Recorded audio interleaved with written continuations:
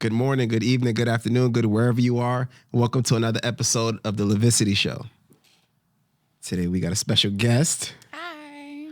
Miss Natalie in the building. How's everything? Everything's great. Thank you for having me. How's your Christmas? Oh, God. Damn. You already started. No, Christmas, you know what I've been feeling? I feel like Christmas lately as an adult, it just sucks. No one's in the Christmas spirit. Everybody's grumpy. Everyone's broke. Everyone's stressed that they have to buy gifts for all these people. I think a lot of it is very performative. And I think a lot of it is like, oh, just because this person is coming over to the house to celebrate, you have to buy them a gift. And it's like, I don't speak to this person all year. They don't check for me. I don't check for them. No. The answer is no. So I feel like a lot of boundaries had to be formed this holiday, and it was just a lot. You know, So, yeah. I respect it. Yeah. How's your Christmas? Oh yeah. Well, my Christmas was my Christmas was interesting. My family decided to do the Hot Ones challenge. If you ever seen it on YouTube, like the wings, the first we feast, where the guy like asks celebrities questions while eating wings. I love that show. Yes. It's so good. So my brother decided to buy the actual gauntlet of hot sauces, and he asked us questions while we were eating the wings, and we did all of them, even the bomb. Beyond it, I didn't make it. Really? I stopped after the bomb. I couldn't do it. Did you guys have like the drink, like the milk, the beer, whatever they else like to cool down the spice? Yes, we did, but it didn't help. It didn't help at all. So that was interesting. And yeah, so I feel like it went well. That's fun. Yeah, that was good. How about you? And you? How was your Christmas? My Christmas, I work. Okay. So this year I've worked pretty much every holiday. Oh, Yeah, you're fine. It's that military I don't life. Do you get like an extra day of like special pass or something? yeah, we got an extra day off. Yeah. Okay, that's nice. That's why I don't go back to work till like the 6th or 7th. Okay, So, you know, I ain't That's a good complaining. I'll time. take it. that's a good time. And this was the first year I didn't buy anybody gifts. I was selfish this year. Yeah, period. See? You have to So- be sometimes. Absolutely. Good for you. Taking a stand. Thank you. Thank you. Nah, yo, that should be stressful. So, but yeah, how was your Christmas?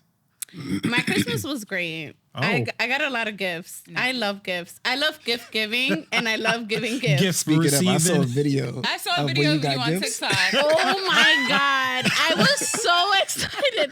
mad at Oh it. my God. I was so excited. And it was not just because, so like one of my battles, we did a Secret Santa, right? But I like love gifts no matter what it is. So he got me like a set of this lotion, this spray, and from Bath and Body Works. Yeah. But not only did he get me the big set, he got me the small set. Oh. And the small set for the gym. Oh, how nice. Exactly. So I was like screaming because I'm like, oh my God, like I could use the small one for the gym and the big one for the office or for the house. So I was super hyped. Like It's the little things. it's literally It really the is. little things. But I love Christmas. This year was very good. Yeah. I got a lot of gifts. That's why I was the most happy. Good for you. That's interesting because it seems like as we get older, we lose that Christmas spirit because instead of receiving the gifts, we have to give them. So Maybe it's like, that's what it is. No, but And you know my what you have to selfish ass is do? Like, no. You know what you have to do? And I don't know if this is like bad, but I had to do this. I started like 4 or 5 years ago. I have to like speak to you to see if you're gonna get me a gift so I can get you a gift. Because there was a couple of years in a row that I will get people gifts, and it wasn't about the gift. It was the fact that it's like, damn, you don't think about me in the way that I think about you, and it would be family and like friends. So now are we getting each other a gift? If so, tell me 3 things that you want, and I'll tell you 3 things that I want. I'll get you one of the 3, and that's it. But you see, even with that, I hate that because it's like, I feel you. But it's also like, it takes the fun out of it. Like, I should be giving you a gift because I care for you, you care for me, whatever. But even then, like, if we're supposed to just focus on, like, are you guys Catholic? no. No? But, like, so how do you think of Christmas in your mind? Like, do you consider that birth of Jesus, or no, it's just like a regular... Yeah, like a a holiday to spend regular money. holiday. Right. Okay. When it really could be a holiday just where we get together and enjoy each other. And that's it, if that's the case. Because what does me buying a gift have to do with like me showing you I love you or care for you when I'm there for you all the other days of the year? So that's how I look at it too. Yeah, but it's that hype though. I want my gifts Valentine's Day for Christmas. Oh, Valentine's and Day. Valentine's Day. Oh no. Y'all want her. I want my no. gifts. Oh no. They That's no gifts. not. They know nothing. It sounds like your love language is gift giving. I do. I had to realize.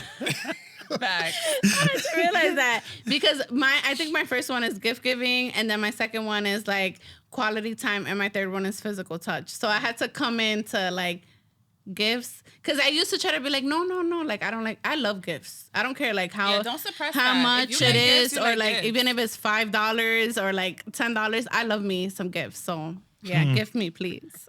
That's okay. So, Natalie, can you tell us a little bit about yourself? I know you have a podcast. You guys actually have a podcast together? We co-host on each other's podcasts. Okay. Yeah. Okay. The Girls Encounter and the least favorite, The right? least favorite, yeah. Okay, there we go. So, can you tell us like a backstory, like your origin story? Origins? Who is Natalie? Holy shit. I don't know who I am. No, okay, so I was born in the Bronx. I'm Dominican and Puerto Rican. I have an older sister. My parents are very old school, so I was raised very like traditional, strict, kind of always in the house, not really doing much. And so I always felt like I had a lot of thoughts, but I didn't really have people, mostly the people around me were adults. And even like my friends, I didn't really feel like I was having like deep connections with them. Or having like conversations that were other than like celebrity gossip and like bullshit. So I feel like I went my whole life being like having a lot of friends, but like not many people that I could trust, not many people I felt comfortable around. And I feel like when I went to grad school, I was like in a weird space of like having all these things that I wanted to just get off my chest and feeling like I had value to bring, but I didn't know in what way. You know what I mean? So I think like that's always been my life, and I've always been very dedicated to like personal development, personal growth. So I started like reading a lot of books on like how to change your mindset, how to change your attitude, even like your triggers, your traumas, why you show up in relationships the way you show up, why you are the way you are, think the way you think. And so even having those conversations with people don't sit and reflect on those things at all. Like at all. You'd be surprised. It's like, well, how do you not question why you are the way you are? So like, I think that kind of led to like the podcast and creating it. I just wanted a space where I could see if like, is it me? Am I bugging? Why am I the way I am? Do you think the same that I do? And then like, how can we give each other grace on that? How can we like express how we feel about things or like own up to the mistakes that we've made without like judging each other too harshly or being negative about it? Like there's always an opportunity to grow and learn from it. And yeah, that's really like my whole mission in life, honestly. So that's me. Oh shit. That was so hurtful. I almost cried. Yeah. Strong. How was setting up the podcast? Ugh. I'm about to be like, girl. So setting up was crazy. I started the podcast with one of my friends, Denzel. So me and him were kind of on the same mindset with like having those conversations. And we bought like some like equipment, but we didn't know how to use it. And at the time I was broken up with someone, but he actually helped me get it started. So he actually helped me like record it, edit it. Till this day, he's still my cameraman, my photographer. Like we're really good friends in business. And, you know, starting it was tough. I didn't know what the fuck I was doing. I don't even think I really understood what podcasting was. Can you guys say that you knew what podcasting was before you started it? Were you listening to podcasts? Honestly, I wasn't. I was. Which ones were you like? But I was listening to like Joe Rogan. Yes. That's a good one to listen to. That's like the default. You know, everybody. Yeah, I mean, I'm a Joe Budden girl, not Joe Rogan. I'm a Joe Budden girl. But yeah, okay. Yeah, like That's Lewis Holes and stuff like that. But yeah, so I didn't really understand what podcasting was, and it was just like I just want to sit and get shit off. If I get 2 views or 1,000 views, I don't care. I just want to be able to like impact someone. I want someone to take something away from what I'm saying. And it was rough. And then I ended up, you know, the person I was working with, he no longer wanted to do it. He felt like he didn't have a passion for podcasting anymore, and I had to continue it on my own. And that's when I realized, oh, this is something I really want to do, because someone just quit on me, and now I'm trying to figure it out without him. And I started it with him. And that's how I think when you get tested in that journey, you kind of realize, oh, no, this is important to me. I do want to continue doing this. And I just started finding ways. I started having guests on. I started meeting people like Yaya. And it's like, fuck it, let's do this shit together. And I'm going to figure it out as I go, because this is what I want to do. So I've listened to some of your episodes. I like them. So have I. The giggle. That giggle was crazy. No, because I like the raw honesty in your show. Yeah. I really do. My question is, what was it like recording the first episode? Awkward as fuck. Oh my God, it was so bad. We had very limited equipment. So we had like one good camera, and then we had a webcam on a laptop that we were recording from. And our mics were staticky as fuck. We didn't know shit about audio. And then recording it, we kind of were just winging it. Like, we started talking about, I don't even remember. And honestly, watching the first episode was so cringy till this day. But it's so dope to like, and you guys are going to have that too as you continue, like to go from episode 1 and now I'm at episode like 134. That growth and how much more confident and secure in like my opinions I am. And it's just lit. But the first episode was awkward and it was just weird joke. Like, you know, it's just weird. You're trying to figure this shit out. You got cameras in your face. It's like, what the fuck? Why are we doing this? Like, who cares about what we have to say? But yeah, fuck it. Was there like drinking involved? Like, absolutely. In the first there was episode? hookah. There was alcohol. We got drunk on many episodes. And it was a good time. It was good. So you started off with the video too? Yes. Oh, shit. Episode 1 has a video. We were on it. I was like, if I'm going to do this, it's going to be right. Right. And this is how I want it to be. Yeah, we were slacking. Yeah, we were slacking. I mean, we had the alcohol and everything like that. And we were just, honestly, I listened to our first episode and I'm like, oof. Cringy, right? It's just When do you guys do your first episode? Shit. Was it like pre-COVID? I think it was like 2019, 2020 maybe. Yeah, like around that time. And there was no like camera. It was just like It was mics. 2021. 2021? Yeah, Just like because I had moved mics to Brooklyn already. talking. And at that time we were just like more so venting, just talking about stuff. It was more predominantly like relationship oriented back then, but which is what we're going to be talking about today mostly. But wow, just like thinking back on it, because my girlfriend, she Shout out to her. Shout out to her. Yeah. Love and light. When she heard that I was doing podcasts and I told her about it, she went back to the first one. Ooh. Not the one that I was currently She said, doing. I'm about to find out. And I See if was you toxic. I was single back then, so single Daryl had different perspectives than relationship Oh my God, Daryl. I feel that so much. And so she had a lot of questions. I feel like she learned more about me by listening to the podcast than me actually talking to her about myself, which is kind of interesting, you know? And so I had a lot of explaining to do, but ultimately she So understood. it was kind of interesting, but also kind of annoying. Yeah, it's like, oh, fuck. Interesting is that word people use when they really want to say some other shit. But yeah, that's cool. So you know, I gotta. Well, you're in a relationship. You know. Oh, thank you for making a second episode. Oh, yes. thank you to his girlfriend too. Thank you. Thank you, babe. I allowing us to appreciate come. you. Right? But you're in a relationship. Right, yeah. Are you in a relationship? I am. Okay, so I'm the only single person here. So now I got a question for all Shame. three of you. Yeah. 24. That wasn't shade. No, shame. Oh, shame. Shaming Yeah. you. Shaming him for Happy being and single. That's crazy. But I got a question for all three of you. Because all three of you are on a social media platform. How has that impacted your relationship? Social media? Natalie first. Yeah. Natalie first. Well, I think my relationship is a little bit different because my boyfriend also creates content. So he understands, I feel, a lot of things that most men wouldn't. And maybe not, I don't know. But like, I think when you're in a space where like you have to record with other men or you have to be at certain events because you're trying to network with people, or like even me, I host pop-up shop events. So even like hosting events and having to talk to a lot of people and just be there, a lot of men wouldn't feel comfortable with that. I truly feel that. I think they would be a little insecure about it or like questioning certain things. So with him, it's like he gets it. Like if someone DMs me because I posted something and it's a guy and wants to talk about it, he doesn't get upset. Like he knows I have to engage in some way. Or like even when I have to talk to people or call certain people or be in places like this, recording with people I just met, he understands. And I have to understand, too. I think, so with that, it's been good, but I will say like, I've had people that I've dated who immediately just couldn't deal with it.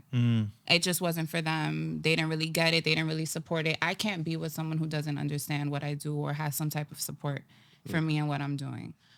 So yeah, but it's been good. We have our little things here and there. Like, why did you post that? Like, why would you say that? Take that off. I don't like that. Like, we have them with those moments. It's just, it is what it is. And that's my experience. Are you picking the podcast or your partner? Bitch. What? Because you said it last week. Wait. I want to know We how you need feel some today. context. Okay. sorry. No, that's good. I love you, but I had to put you of course. on there. And that's a question that I feel like you should even have. And when you first start dating someone, like, listen, this is important to me. So I'm not, like, you have to know your place. If I have to pick between this, if you're going to even put me in a position that I have to pick, I'm going to pick the podcast. I just am. Maybe down the line, it'll be different. Who knows? Like, if I had kids, maybe my answer would be different. Like, if we have a family, if I'm married, whatever. But as of right now, it's the podcast. That's it. Period. But don't leave me out. What about you guys? Yaya, go ahead. Go ahead. Okay. I think when it comes to like recording certain things, like with YouTube, my partner is like very supportive of the things that I post. He's like there with my tripod and everything, like ready to go. But with the podcast, there's certain, I feel like when I started the podcast, I was in a very like toxic place trying to like figure myself out. And I did say a lot of things, and I don't know, like, will the internet keep that if I delete it? Probably somebody has it's to on see there it. Yeah, it's on there forever. Yeah, I've said a lot of things, and it's kind of made me more mindful of the things that I do say, because when I first met you, I made the comment about cheating first. And then, unfortunately, like, I got cheated on first because I didn't. So it's just certain things like that I'm like more mindful of what I say and what I do. But when it comes to me recording certain episodes with people, like with you, I'm full throttle. Like, I'm not gonna filter what I say. If you don't like it, then I'm sorry. You don't have to like be around me or listen to my episodes. But with social media, I feel like being in a relationship, like I've toned down posting certain things just to be respectful, like to my partner, just because I wouldn't want it done to me. But if I was single, like, I don't really care. Oh, girl, when I'm posting. absolutely. Like, Single, I'm outside. I'm not thinking about shit. I'm still outside, but I'm inside, if that makes sense. Yes. Yes. What was this cheating first comment? Oh. Nah, you have That was to talk about that it. was to me. That was to me. Yeah. You made the comment. Right. What was it? So, I was basically trying to, with the girls encounter, I had like a time frame where it was like a flop of like me not having guests on my episode. This was after we recorded our last episode before I moved out. And I just wanted to do like solo content. And it would be like reels for the girls encounter, because my reels were going crazy on the podcast episode. I guess when you have a new Instagram and you post reels, like it gets a lot more traction. So I said something like, before I would always cheat first before I got cheated on, so I wouldn't feel as heavy if the person did cheat on me. But then that backfired. Because when I decided not to do that and I decided to step into my soft girl life, it got done to me. I feel like I should have maybe still kept that energy, but I was changing. So it doesn't matter. Like, I feel like I've learned a lot. So Yeah. Okay. yeah. And if you had to pick between your relationship and a podcast, what you picking? 'Cause you can't throw your homegirl under the bus and you're not answering. Let's hear.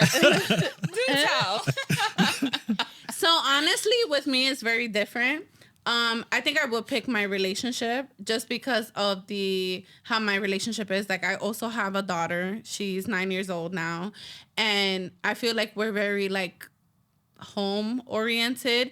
And I'm not as consistent with the podcast as I should be. So it wouldn't be like a loss for me because I still do YouTube. I still do Instagram. I still have my businesses. So I have like many other things that I could fall on. So if it were to come to that, I would pick like my relationship. Yeah, you see, I don't have that. And that's why I love about Yaya, because she does a lot. But all I have is my baby, which is the podcast. I mean, yeah, the pop-up shops, but that's like an extension again of the podcast. Right. So it was like, this is, no, sorry. Like, no, motherfucker. Absolutely not.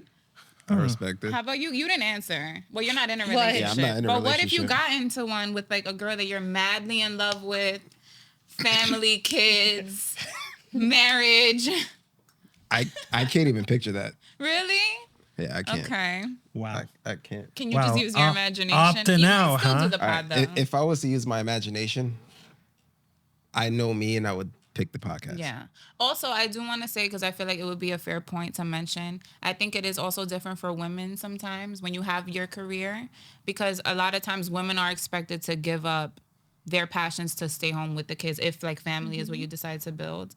A lot more women might end up sacrificing their passions and all their businesses because their husbands need them at home while they go out and work. I ain't That's- sacrificing shit. That's actually that's actually closely related to one of the questions I wanted to ask. Oh, let's do But- it. Oh, okay. Wait, We're wait, no, wait. no, no, no. Oh, wait, Let's, no. Okay, let's do okay, it. Let's, sorry. no, we were gonna skip. Before we ask, Daryl got to answer the question. No, wait. Let's skip it.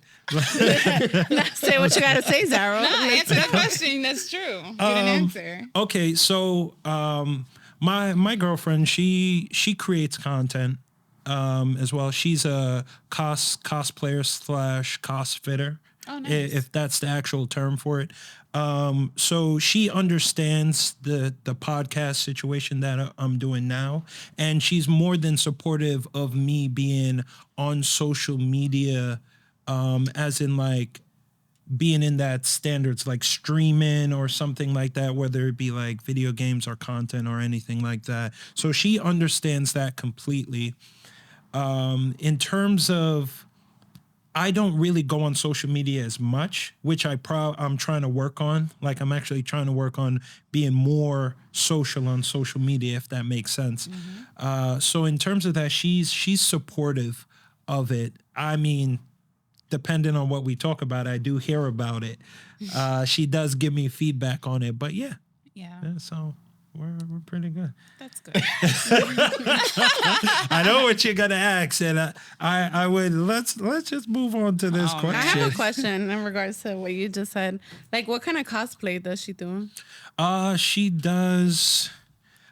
It pertains to basically like mostly anime oriented, and if you want to check it out, you know her Instagram is Nina22, right there. Period. If you want to, I don't have Instagram, you know, but I will. check it out right there. It's You said Nina 22? Nina22, so it's So spelled it's out. Nina. Yep. Then 22. it's T. Okay. It's TWNTY, and then 2 as TWO. Got it. Okay. There you go. And see, just gave you a little plug right there. I love you. and yeah, so, but going back to the question, it was actually the question that Kiki sent me. It was, so this one is for you, and I guess for me as well. And then there's like one that's for all of us, right? So it's women are being more content with either being single or living a life that doesn't involve men. How do us as men feel about that? That's the first part of the I would question. love to hear this. That was us, Natalie. That was Great. us. Hold on. So how do you feel about that? I think if a woman wants to live a life without men involved, that's fine. I think that's up to her. I think as time passed, maybe it's social media, maybe it's always been like this, I don't know. But it seems like relationships are getting harder. So I think that's what leads to that, I guess that mindset, I should say, where it's like, I don't need a man. But there's always been women who didn't want a man. But that's a tough one. It's a tough one. Huh? Okay. And I'm gonna ask y'all thought on it before I move on to the second part of the question. But if I'm answering this as well, it's honestly well overdue. I feel like it's something that should have been already implemented. Like this process, it's unfortunate that it's something that's now just being brought up, because I feel like women thrive a lot more independently than men do. Given social norms and stuff, I feel like it's like something we as men, in my opinion, we're forced to do. We're forced to learn how to thrive independently. But women, that's something that comes natural to y'all. And I'm just speaking from my perspective as well. I can't really say for like women. So that's how I feel about that. That's interesting. You want to go first? No, you could go first. No. I agree with everything you said, honestly. But, I think there are women, though, that do kind of take it overboard because they've been hurt. Mm-hmm. And so it's a lot easier to have like a defense up and be like, oh, wow, like I don't need a man because every man that you've had failed you. Mm. And then you just kind of feel like you have to overcompensate and just be that strong woman. And to be honest, I truly feel there are, like you said, men, they don't really do well on their own. Not all men, though. There are men that thrive and they're successful and independent and they're able to do for themselves. Of course. But a lot of men aren't raised that way. Women are. Cook, clean. This is how, take care of the bills. And then if you're, like for me, I came from parents who were like, go to school, have a degree, have a career, like make sure you're good on your own. And so it's like, okay, then I'm good on my own. But now a lot of men out here can't match what I've accomplished, what I'm trying to do. And so now I have to decide as a woman if I'm going to lower my standards or like what's truly important to me. Is it money or is it how, he's respectful and committed and consistent and he's a man of his word and he doesn't cheat on me? It's like, that's when you're really put in a lot of weird situations, especially when you're single and you're dating, because you really have to navigate that and get past people showing you their mask or, just get past the bullshit. Because when you start dating, it's a lot of fluff in the beginning. Oof. Everybody is so beautiful and great and funny and the sex is good. And then after a couple weeks, a couple months, people show their ass. They show their ass. So, I think... yes, it's a good thing to be independent as a woman. I think you should have your own shit. You should have your own apartment, in my opinion. You should have a good job because you never know if a guy takes care of you, but then he doesn't want to be with you anymore. And then you're kind of left and you weren't really prepared. But I don't think that women should weaponize their independence. And I don't think that it gives them the right to emasculate men either. And that's the part that I don't agree with. Because we all want a man. Like, every woman wants a man, needs a man. I'm not building shit. I'm not killing a spider. I'm not taking out the trash. I don't want to do that. I don't want to lift heavy things. I want to go grocery shopping and you carry the groceries. So, like, yes, those things are important to me. So, yeah, you do need a man. And that whole toxic behavior that women have sometimes, I just don't agree with it. And that's my take.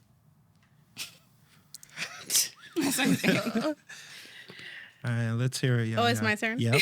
I want to know your take before I say my opinion. So, my take on this is very so right now in the stage that I am in my life, I do want a man because it's very simple to just wake up, be a mom, be a woman, be in my feminine. It feels really good to be in my feminine. But at the same time, from fears, like Natalie said, of past relationships, I would never want a guy to feel like he can throw something in my face. Or you're helping me with the rent, I could pay this shit by my fucking self. You know what I mean? So I feel like because of how independent I am, I've been very independent for years. So I just started getting into my soft girl era last year. Because I was not with that. I didn't want a guy to help me nothing. And I think it had to do with failed relationships. I do think it has a little bit to do with my dad not being around growing up. But I learned to be all right, I am a woman. I need to let a man be a man.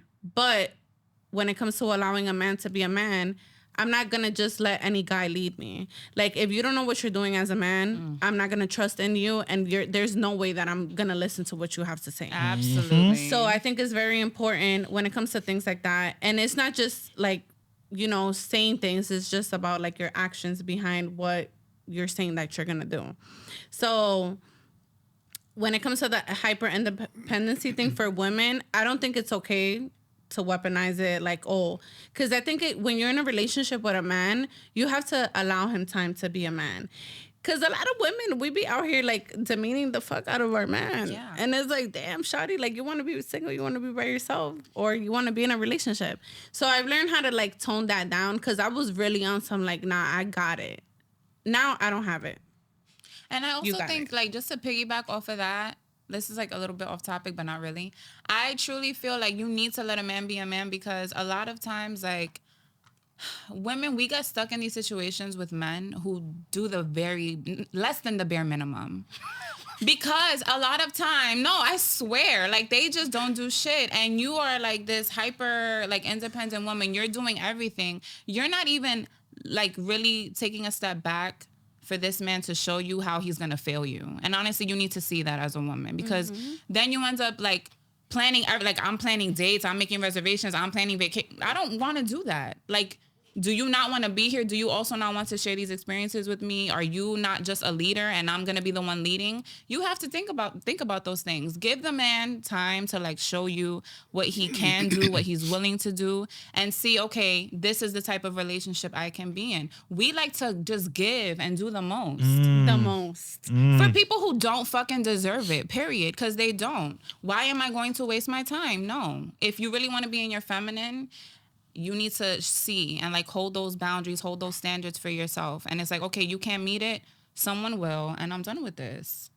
But I feel like men need to not be running away whenever they see an independent woman. Because I feel like a lot of men, once they see a woman be independent, weak. They're out. Weak. And that's, you they know want to be out. Let them run, bitch. Let them fucking run. No. Like, I want to be out. Just relax. Just like, show me you could be a man and I'm going to take a step back. But they can't rise to the occasion. No. So let them be a bye. Exactly. We're making room. We're filtering you out because we don't got time for it. Period. Because a real man, he's going to stay. Like, you independent, but so am I. Exactly. Sit down, I got it. Because I feel like I'm going to sit down. always, this is like my biggest dream. Like, being an alpha woman, I feel like I can be with an alpha male. You let me thrive in my independency and I'll listen to you. I'll submit to you. I'll do what you have to say. But don't like try to leverage over me and don't feel like you need to run away from me. This is just how I am. Like, there's certain things that I like to do, and there's certain things that you're gonna like to do.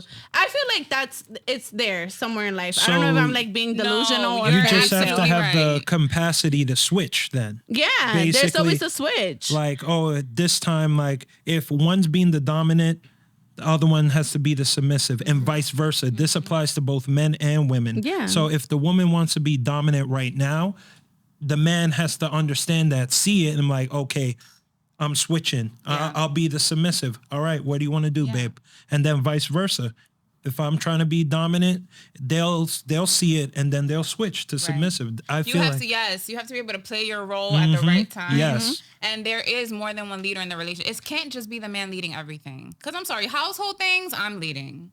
Planning, I'm leading. I'm leading because we're going to be good, okay? You handle all the other shit. Just bring the money and I'll pay for the stuff. Right, I know what we need. Just give me the money. Just give me the money. Give me the cards. We're good. So, yeah. Yeah, gave so I agree with a lot of the things y'all were saying. But I also disagree with some of the things y'all were saying. The same thing. Oh, let's talk about it. Okay. Like, can we get the disagreements first? Yes, we want that. All right. So the first disagreements was you said that women are brought up in a world to be more independent than men. I think that's not true. I think that's why, like, an example that you mentioned was like cooking and cleaning and stuff like that. But men, we learn how to build and stuff like that. And I think because we grow up in an environment where we have to learn how to be independent, we got to make money, we got to be able to provide and stuff like that. That's why you find men who, there's a woman who's like, oh, I don't need your stuff, and he doesn't know what to do. Right. And there's also why you find men who just don't know how to be in a relationship, I guess. Yeah. Okay. I see that. But and it was another point. I think when it comes down to roles, I think you're right. Like a woman should not and will not submit to a man who isn't dominant, who's not taking his role as a man. Right. But I think you mentioned like alpha male and alpha woman. I think the way I view a relationship is that it's maybe very old school, but the man is the alpha, but he does know when to just sit back and let you do your thing. But damn, I was going somewhere with this. Do you and I believe lost it. alpha male and alpha female can be together in a healthy relationship? I think as long as the relationship isn't questioned about who's the alpha. I think the way I envision an alpha male and an alpha woman is the alpha male is the alpha male. He's probably making more money. You know, he's covering everything. She goes to work. She's the alpha woman. She's in charge. She handles everything. She comes home. I think an alpha woman would want to just be a regular woman. And I think she'd want to submit to an alpha male. And I think that's what women look for. Like I hear all the time, women are like, I don't want to think. I just want to exist. I want to know that I'm safe. And so it leads me to believe that women don't want to be alphas. No, we don't. It's just you have to. And that comes from if you're living a life as a single parent, as a woman, you have to be a fucking alpha. That's why there's so many alpha women in the world, in my opinion, is because you have no choice. You got to be the mother and father figure. Yeah. Damn, say that shit louder. Okay. Fuck. All right. My That was opinion great. on that. That was great. I like that. But that threw me off. with all Moment the of silence. stuff. I'm curious. What was you had more questions, right? Oh yeah, it was kind of like a follow-up, but I feel like we answered it while we were discussing it. So the second part of it was what kind of changes or shifts do you expect to see between relationships of men and women?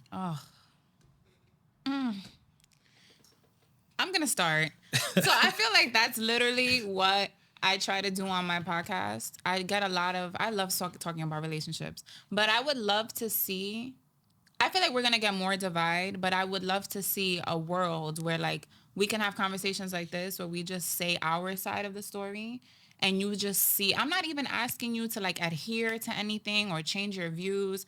I just want you to listen, take it, like receive it, absorb it, and maybe like you can at least get more empathy for the other side. You know what I mean? You'll probably be a little bit more cautious about like the way you behave or act, or you'll like second guess certain things or just like think about things a little bit more. I would love to see that.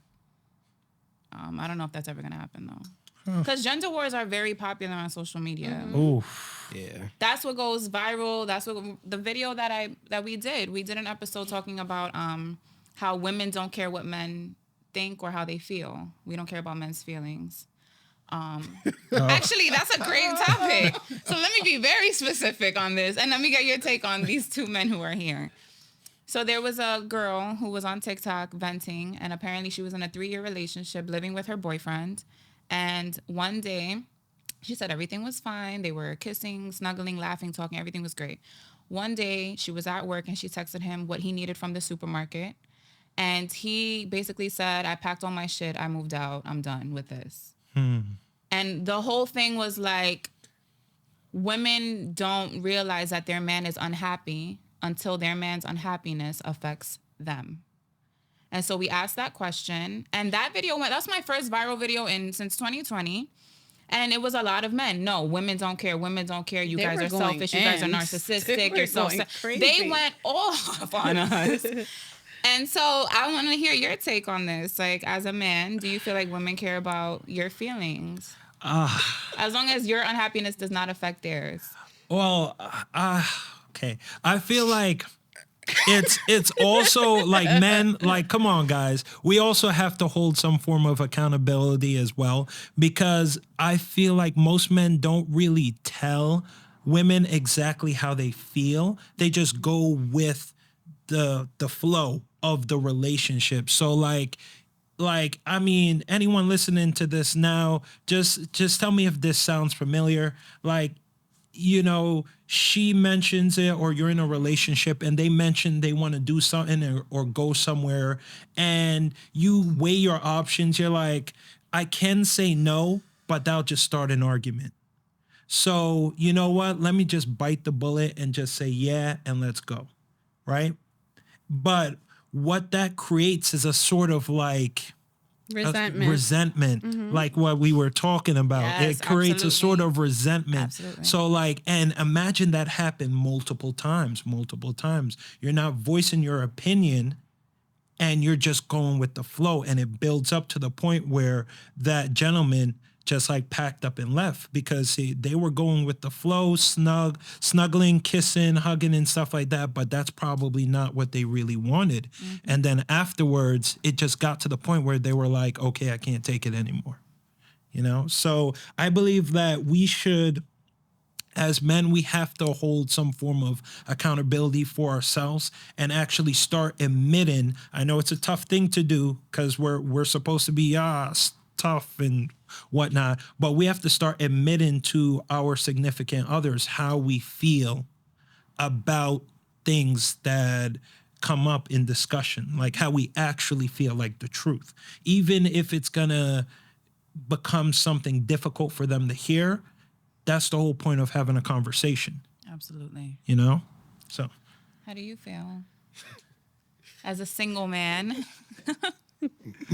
As a single man, it's a lot easier for me to have those difficult conversations. But I do agree with you. I think as a man, you should have those difficult conversations. Whether the relationship works or not, from that difficult conversation, at least it was had. At least you guys both understand where you're coming from.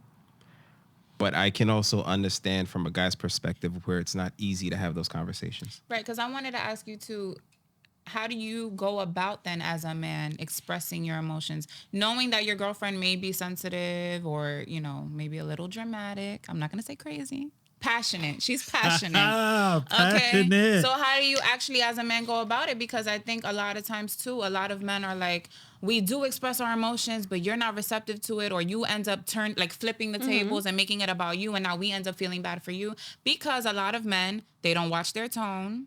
They don't watch their fucking delivery.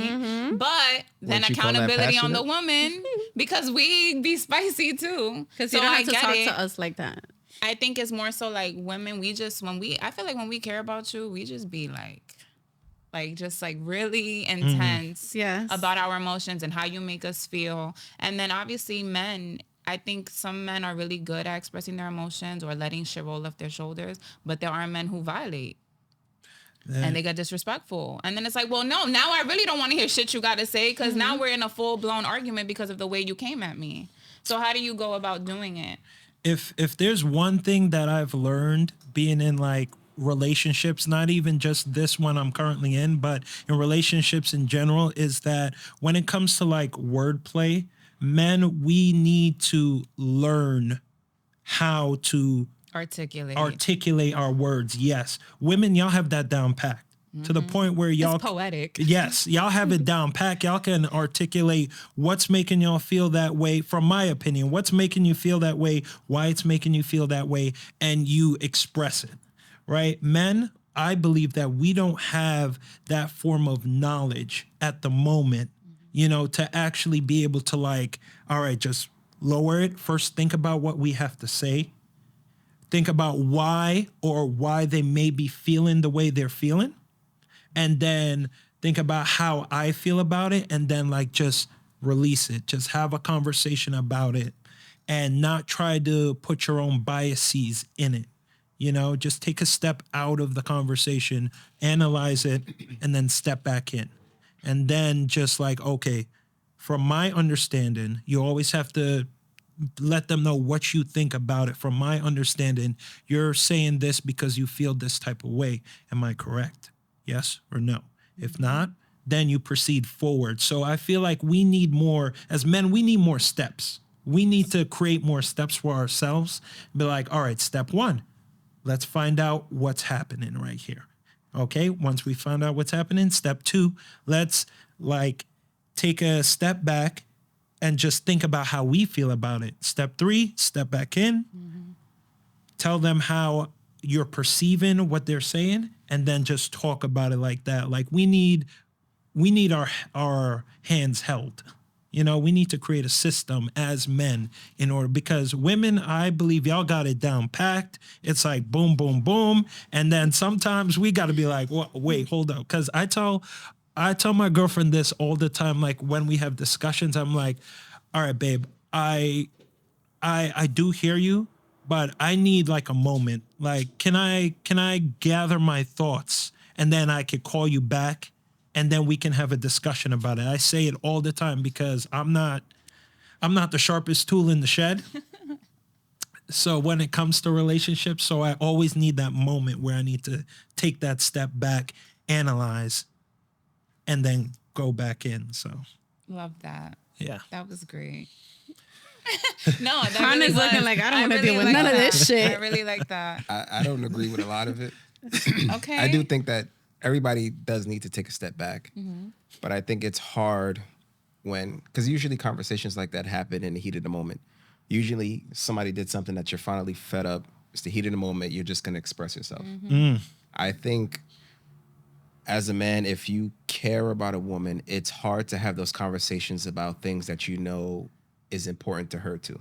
Like love language, for example. Or like, how do you tell a girl, for example, how do you tell a girl like, hey, I think the sex is boring?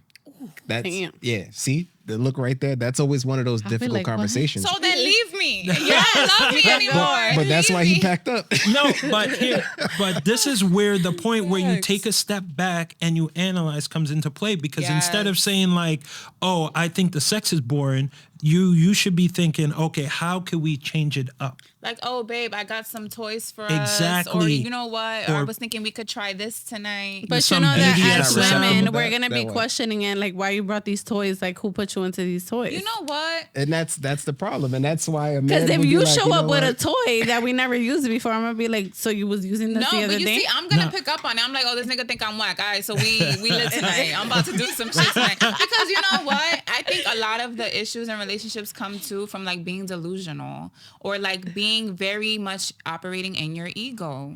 Yes. It's like, how dare you say our sex is whack? Like, I am me. And it's like, bitch, you could be whack too. Like, we could all have moments where we fall off. And I think you got to be very honest. And I'm kind of with you on like, you know, sometimes you can't always, in the heat of the moment, sugarcoat shit.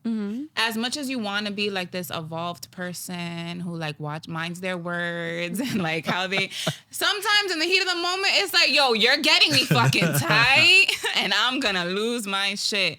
And I think that that's also important to have in a relationship too. I think obviously there's limits. You don't want to be super disrespectful. You don't want to violate your partner, call them out their name. Nothing like definitely no hands on nobody. But I definitely feel like you need to have those moments where you're raw with your partner. And it's like, you know what? I don't care. I don't feel like doing it. I don't like this. I don't like that. You piss me off when you do X, Y, and Z. And you just got to be real. And you just got to let it out. And then sometimes, you know, you can approach things delicately, but I think you need a balance in a relationship. I definitely do. I feel like a lot of people in relationships don't know that they're not compatible until years down the line.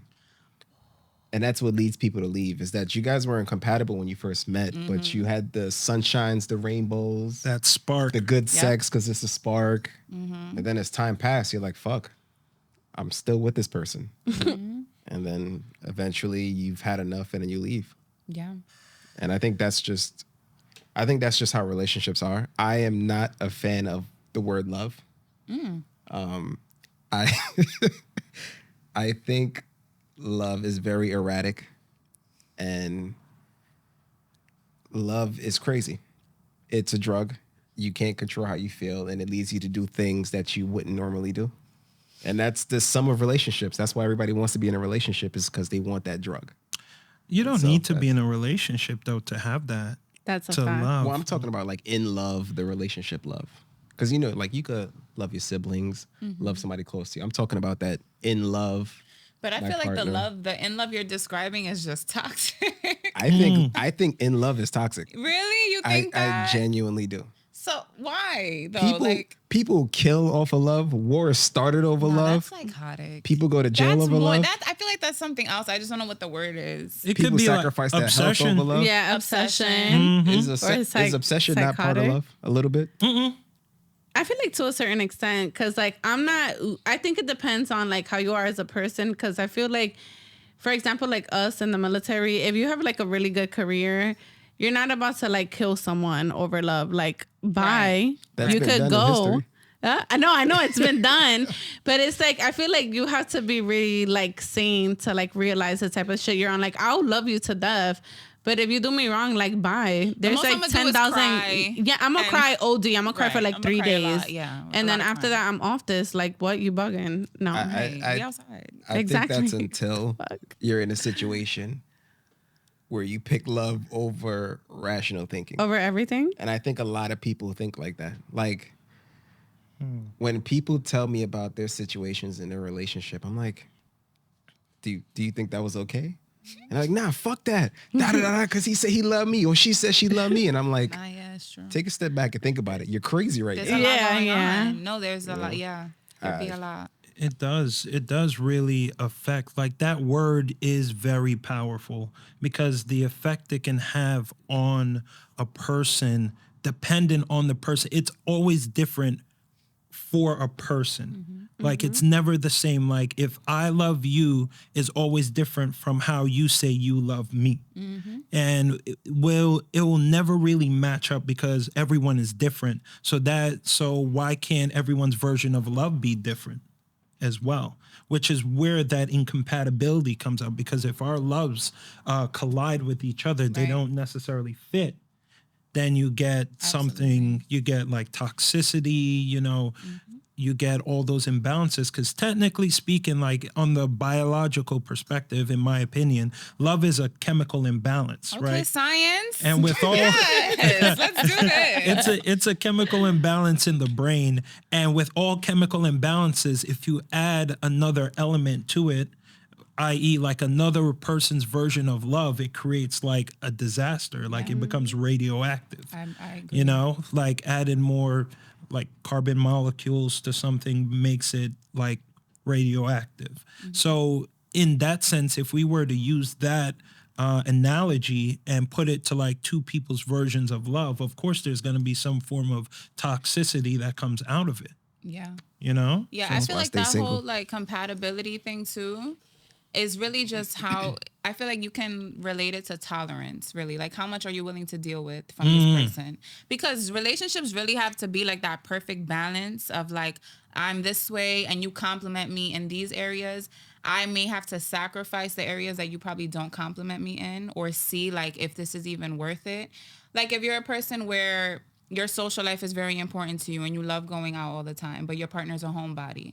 Like, are you willing to deal with that for the rest of your life? Is there going to be compromise? Is that not a big deal because this person is so great in so many other areas? So I think a lot of it really is just like, how much am I willing to deal with? How much can you take from me?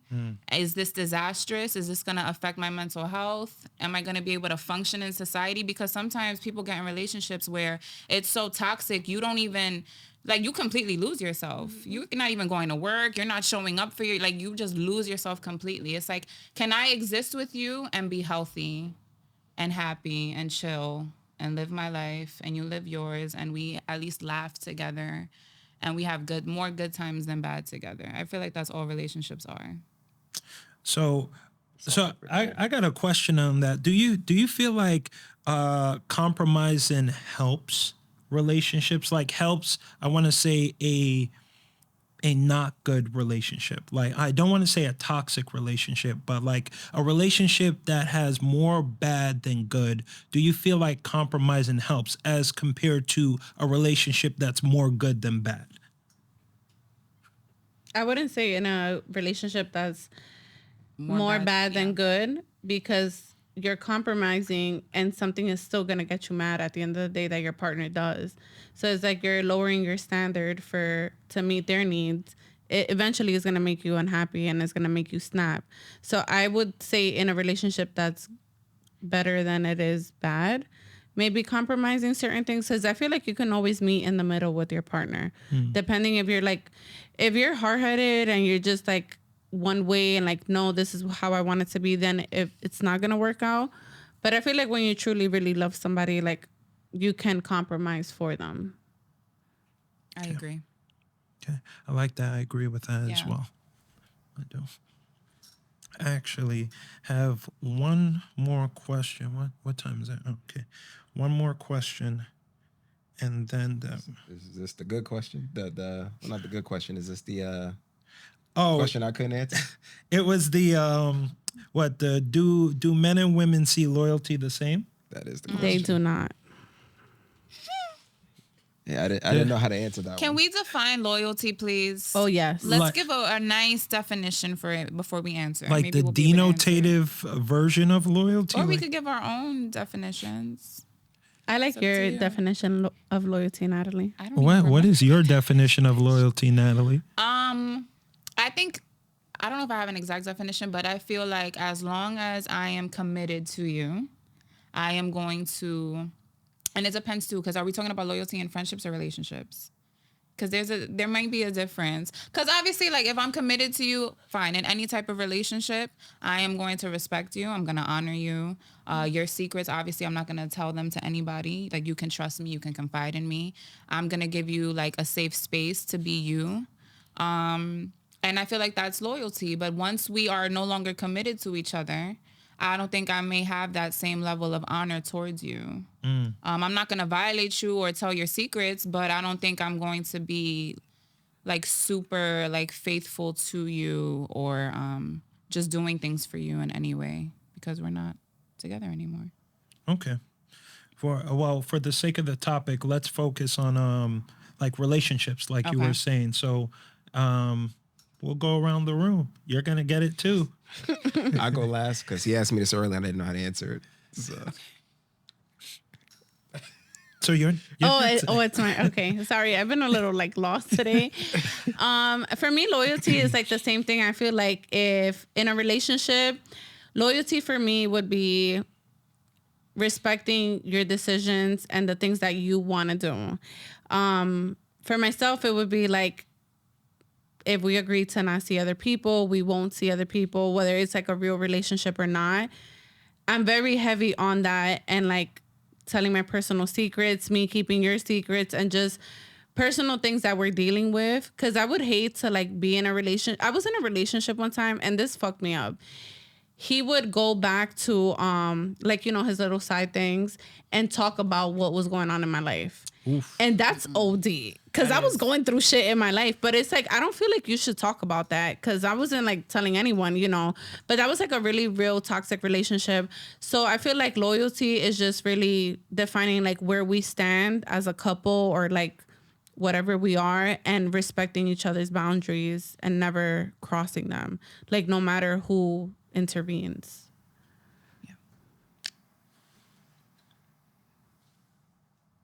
Your turn.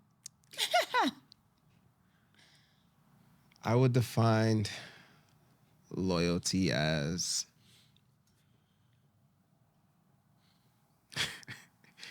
I still don't like I can vision it, but I don't know how to put it into words. First thing that comes to your mind. First thing that comes to my mind is not lying. Okay. All right. I think a lot of people's definition of loyalty is like not cheating and not doing this, not doing that. But I think there's worse things that can happen in a relationship than just cheating and stuff like that. But I think lying is the ultimate betrayal. Like, you know, if you do something, say something. You know, it reminds me of a Kanye line. No sins as long as there's permission, and deception is the only felony. So never fuck nobody without telling me. It's kind of like that. Like things happen. We're all humans. We all make mistakes. But as long as you can be honest and tell me, that's loyalty. I like that. That's good. That's You answered that great. Yeah, that was pretty good. Yeah. That's good. Good job. Well done. But you had another question. It was like, do men and women see it differently? Yes. As in like so I know how y'all view loyalty, but how do you feel like your partner view loyalty? Like without actually asking them, because I feel like if you ask them, you'll get what you're hearing, like what you're I guess, like looking for. But in terms of like what you believe right now, your perspective right now, like what do you think how do you think your partner views loyalty? That's a very tough question. That is tough because I don't know if I've ever actually had that conversation with my partner. I would assume that they would see it the same way I see it. But then we sometimes get into arguments too about like, I don't know how specific I want to get. But like just certain things, I'll just say this. I mean, as you guys can see, I like to share my opinion. I like to be myself. I'm a little extra sometimes. So I think sometimes you may say things or like even I'm really big on like fashion and I like taking risks with certain outfits. So I'll just say that.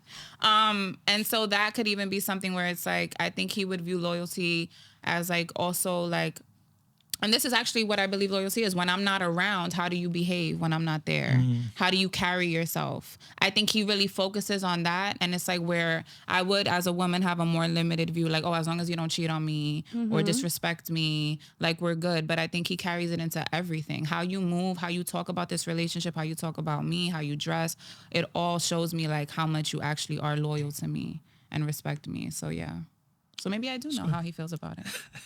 How about you guys? I think mine is vice versa. Okay. Because for me, it's kind of like I struggle on like the female friendship thing. But for me, it's like you can have friends. Like, I don't care what kind of friends you have. You don't have to worry about me. When I'm in a relationship, I'm in a relationship. But when I'm outside, like I am outside. So I am two different people when it comes to those things. So it's like if I'm hanging out with guys, you don't have to worry about me like fucking somebody there. But for like my man, I'm thinking like X, Y, and Z. Like, did you talk to this girl? Like, are you being friendly? What's going on? You know, if you don't say certain things, if you don't make it seem like you have a girlfriend, they'll feel like they have a chance with you, or if you're being like super nice. So I think it's like, I think it depends on like the type of person that you're dating and what they see is like different. So yeah. So no, you answer, and then I don't have a partner. So. Okay, that's right.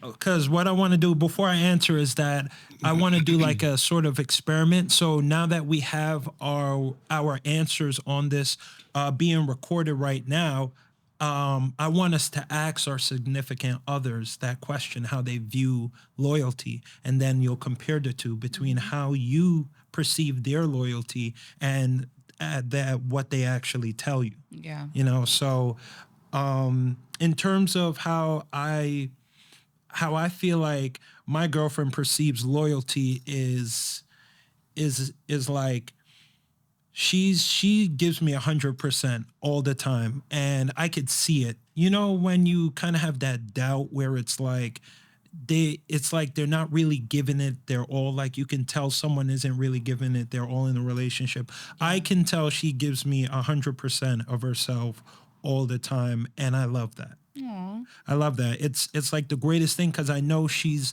being her authentic self around me. And so whenever she goes out, she posts during like the cosplay things, she posts pictures, and the pictures are, I don't want to say explicit because they're not, but they're very what's the revealing? term? Revealing. Yes. Yeah, they can be a bit revealing, and I'm okay with that.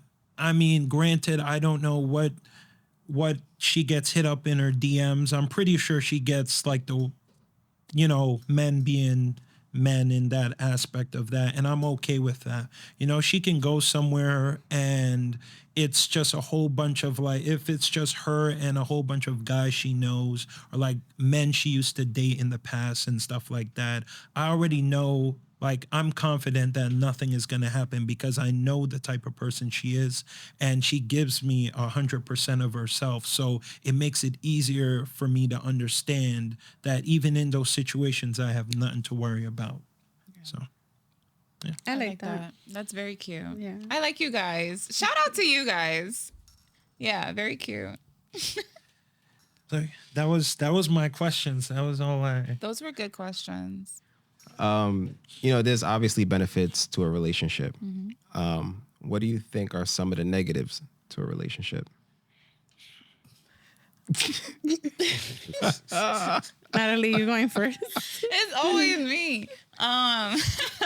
The negatives for a relationship. Oh my Lord. Where do we start? No. I think the number one thing, and it's not even a negative, honestly. I think it's actually a positive. But it's like you always feel like when you're single and you're calm and you're not really arguing with people, you feel very like at peace and you feel very like, oh, I'm good. Like all of the issues that I've had, like I've resolved them. I am healed. I am ready to go until you get into a relationship. Because then it's like, oh shit, I'm still toxic. I still have bad habits. I suck at communicating in a healthy manner. I'm very emotional. And so I have to regulate my emotions, which is something Yaya has been putting me on to. So I think something about the negatives would be like, oh shit, this is really a reflection to all the good parts of me too. Because now I know I can show up, I can be a good partner. But then in those moments when I fail, it's like, oh wow, I still have a lot of work to do. And sometimes it could be very exhausting. And you have to really make sure you genuinely like that person to put all that effort into. So yeah, I feel like that's one of the negatives. Other than like the simple shit of like, oh, now you have to communicate a little bit more. I have to tell you where I'm going, what time I'm gonna be. Like I have to, do that. Whereas when you're single, I'm out. I don't gotta tell nobody shit. I'm gonna do whatever the fuck I wanna do. So yeah, that's for me something.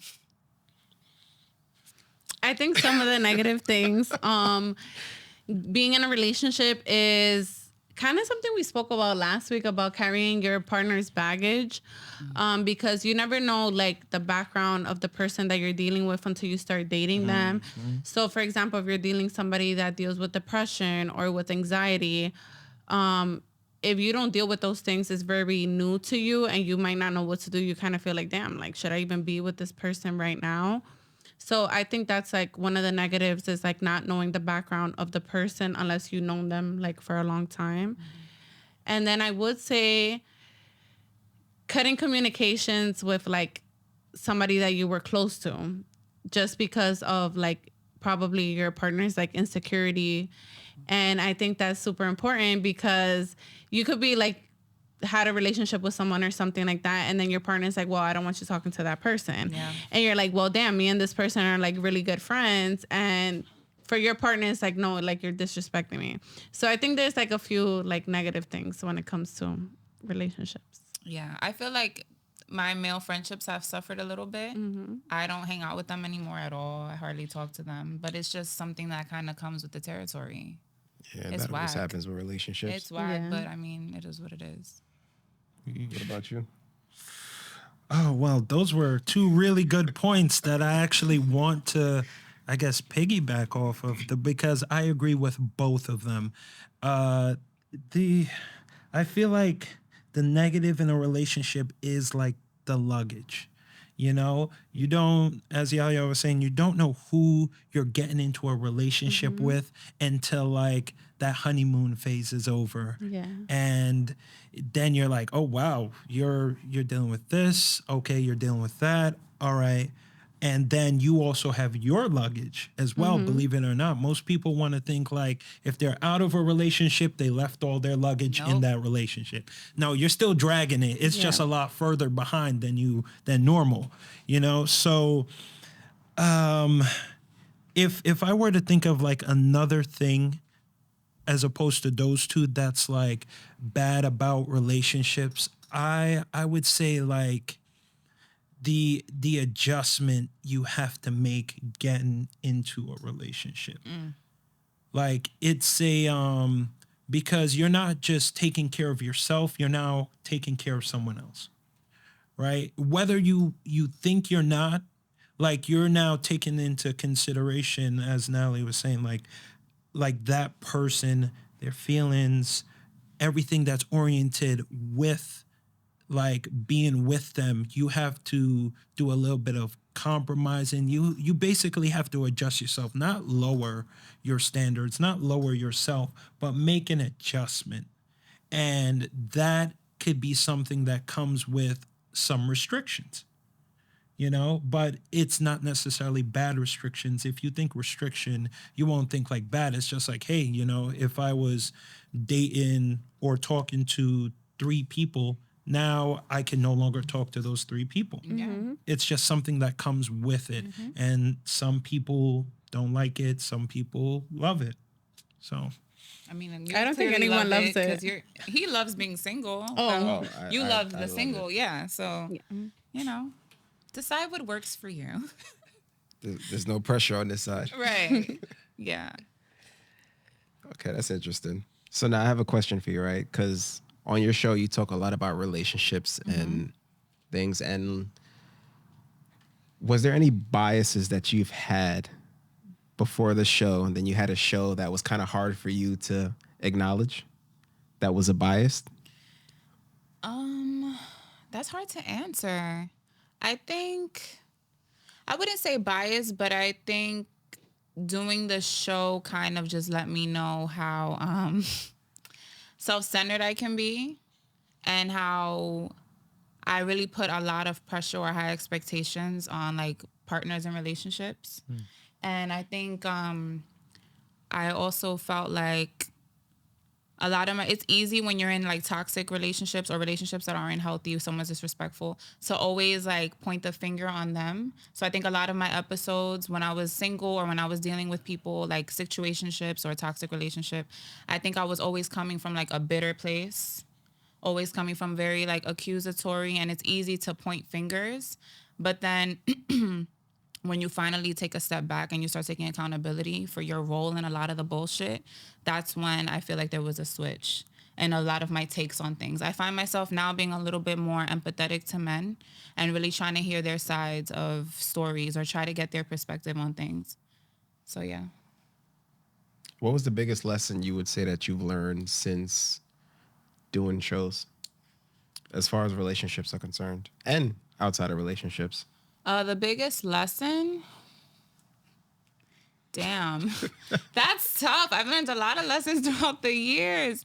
The biggest lesson, I feel like, it's not even, I don't know if I should say relationships. I guess what I would say, it's not even so much the relationship with other people. I would say the biggest lesson was like fostering and like taking care of the relationship with myself. I think ultimately I realized in doing like, so I'm going to record myself talking.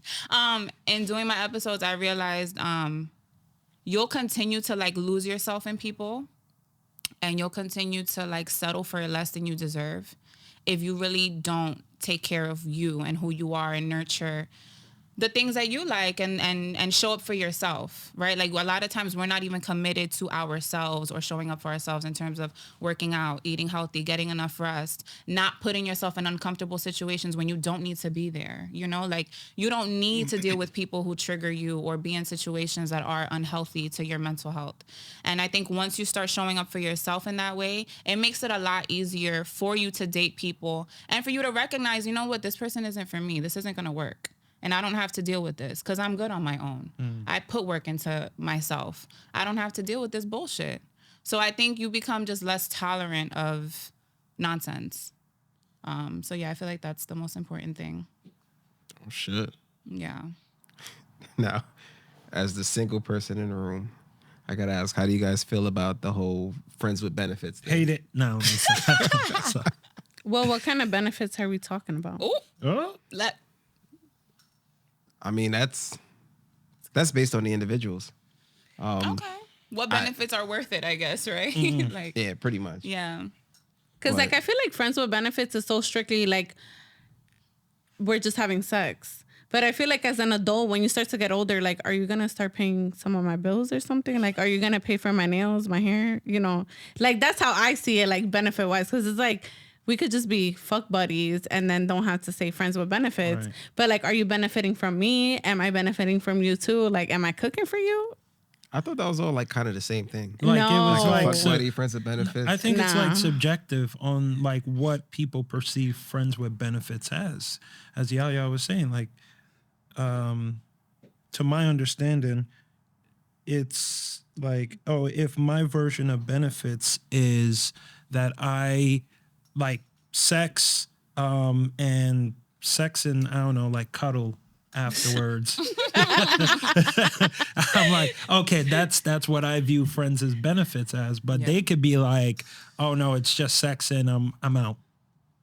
You know, that's. I feel like if it's you're like fucking and then you're out, I don't think you should put like a title to it.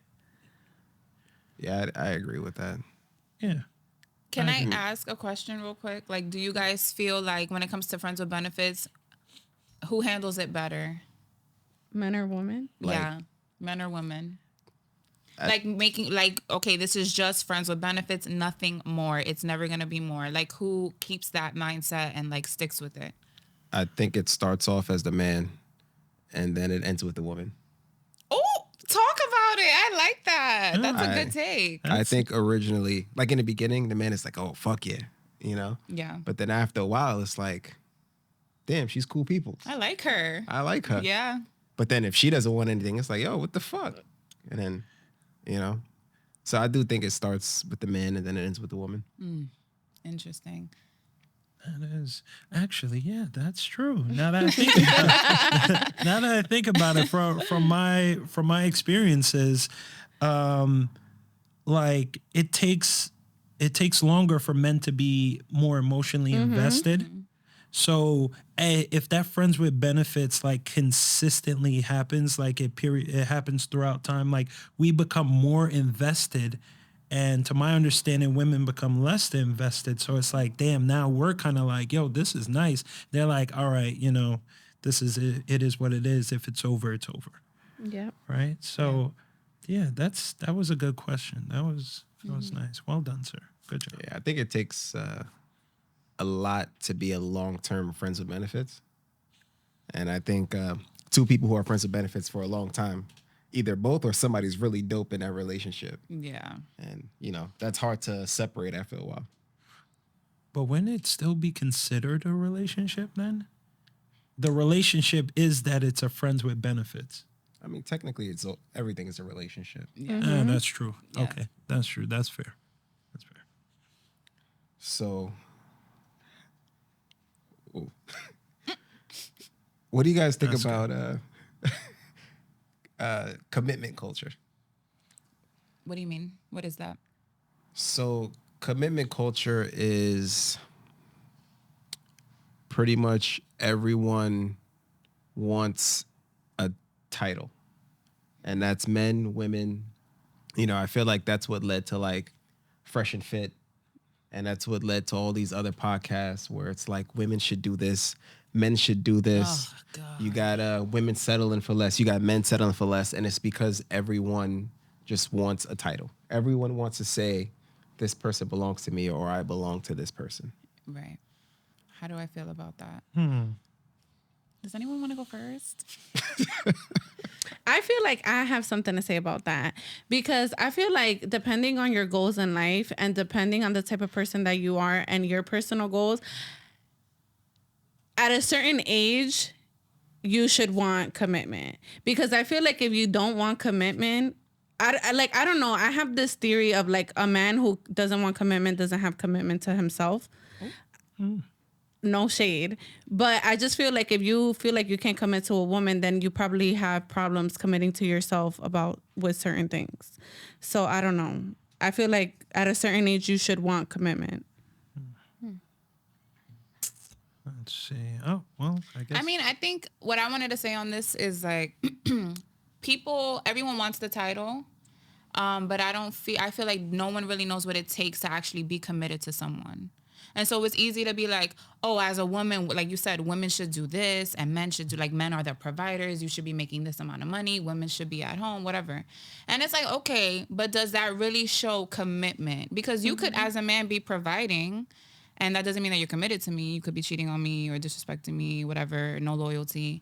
And me too. I could be home all day, but I could be cheating on you while I'm home. Like, it's just like, what does it really mean to be committed? I don't think people even know what it takes. The minute we get into a relationship, things get hard. People want to break up. People start like looking the other way. They start acting differently or showing up differently in the relationship. I don't think people really are, like nowadays, I don't think no one's really willing to put in that work. Because it's hard. I agree with that. So it's a very interesting topic because I believe that not everyone should seek a title. Like not everyone should seek the ideal of commitment because some people just aren't meant to be in relationships. Whether they want to believe it or not, some people just aren't meant for relationships. And it's not necessarily a bad thing. They just don't function well in a committed relationship, which is why most people that have that mindset prefer to be alone. So ascertaining a title, I feel like it's something that not necessarily we all need, and which is where I kind of disagree with you, Yaya, on that point. Like I don't think everyone needs a title, just like how I don't think everyone deserves a title, right? So because some people are just better off being single, and they should be better off being single because the last thing you want to do is be in a relationship. You want to be committed to someone, but that person doesn't want to be committed to you, or as you were saying, to themselves. So that's where I stand on that. Yeah. I feel like there's how I view relationships is unpopular opinion, but I think there's so much more important things in life than a relationship. And that's things like, where's your mental health at? Where's your physical health at? How's your finances doing? If you were to get in a relationship, can you provide? What happens if there's children involved? Things like that. And I think a lot of people don't put that into account. They put the relationship first, and then everything will fall in after. Yeah. And that never really works out well. But I do think that we live in a world where everyone just wants to be in a relationship. And I mean, maybe it was like that before, I don't know. But now we got social media, so we see it everywhere now. Yeah. Before we couldn't see it. But I always found relationships interesting. Because I'm not 100% against it. I'm like 95% against it though. Yeah. But So I don't know. So I was thinking about it. Like I'm applying my job to like this example, like to this question, because I respond to like certain jobs I respond to. There's like the elderly, right? And there's people that I've met that's been married in a relationship for 40, 50, sometimes 70 years. Relationship, they just banged it out, good and bad, right? And then there's those people that do have that, but they lost their significant other. And from my perspective and like everything I've seen, it's like they're the most depressed. Those are the most depressed when they have lost their partner. I feel like trying to get into a relationship is just having someone to be there for you up until it's your time, because no one, there's all the saying like I was born alone, I'll die alone and stuff, but no one, we can't really say like we prefer to die alone until like it's happening, because if it's happening, no one wants to be alone in that situation. And not to go like dark and stuff. No, let's get dark. I like it. But I've been in multiple situations I've experienced where people are like, I don't want to die. Like they're in that situation, like I don't want to die alone. Help me, stay with me, be there for me, and just experiencing a lot more of that than the alternative. It just makes me realize that like we're not meant to be alone.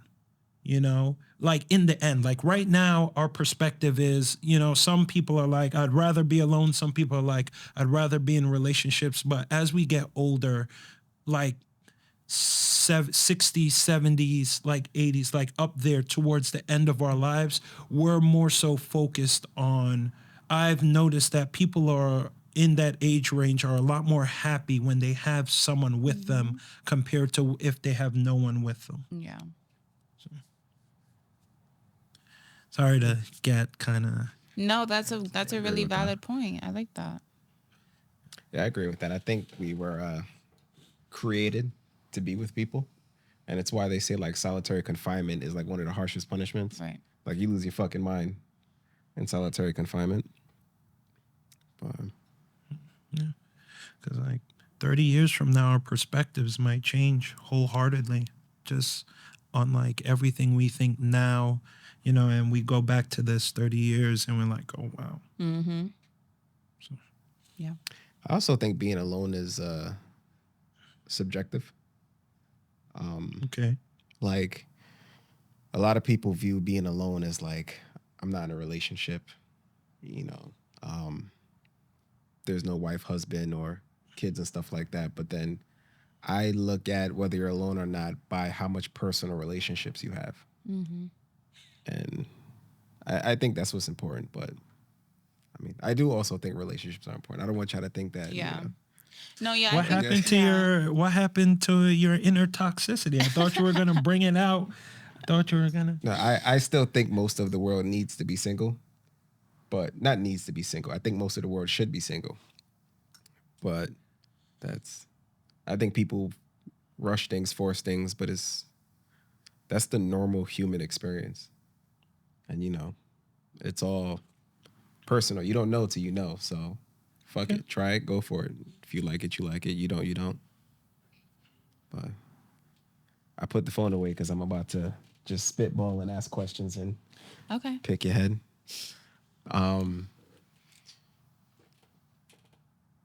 Do you mind if we talk about like your relationship? I'll do my best to answer what I can. Okay. What would you say is well, this is for all three of you guys actually. Mm-hmm. What would you say was the hardest thing to overcome in your relationship? I think it's I don't forget who said it. I think you said it. You have did you? Somebody said adjustments. You said the word adjustments, right? Yes. I think that's the hardest part. When you, especially if you're single for a long time and you were used to living a certain way, like I said, you get up and go, you're outside every weekend, like you don't have to answer to anybody, you can talk to whoever you want to talk to.